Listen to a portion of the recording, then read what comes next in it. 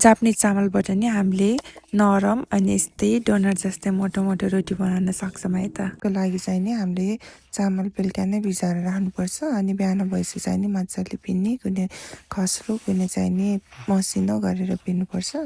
पिनिसकेपछि चाहिँ नि मैले यो चामलमा चाहिँ नि अलिकति गेमुमा पाउँछ कि चामलको पिठो हो, त्यो पिठो चाहिँ नि मिसाउँछु कि यसले चाहिँ नि नरम हुन्छ रोटी।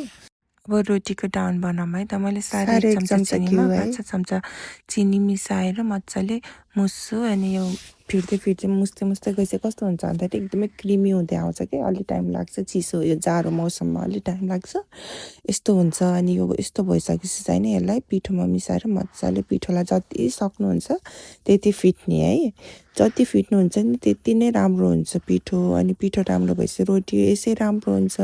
यसमा एक थोपा सोडा पनि मिसाउनु पर्दैन। कतिजनाले यति एक चिम्टी सोडा मिसाउने, कसैले चाहिँ नि मेथी भिजाएर हाल्ने के गर्नु हुँदो रहेछ। मैले त्यस्तो केही पनि गर्दिनँ, तर नि एकदमै राम्रो फुल्छ रोटी है।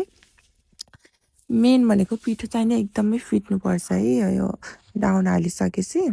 अनि मेरो रोटी चाहिँ नि यस्तो भएको थियो। मलाई रोटी खासै राम्रो घुमाउन आउँदैन कि पिठो राम्रो बनाउन आयो नि, त्यो टाउको चाहिँ नि खालि मोटो हुन्छ कि कसरी थाहै होइन। जति ट्राई गरे पनि त्यस्तो राम्रो पर्फेक्ट चाहिँ नि घुमाउन आउँदैन कि। अनि यस्तो भएको थियो है मेरो रोटी। तपाईँहरू नि ट्राई गर्नु है त, एकदमै नरम भएको थियो मेरो रोटी चाहिँ। तपाईँहरू नि एकचोटि ट्राई गर्न सक्नुहुन्छ। Thank you.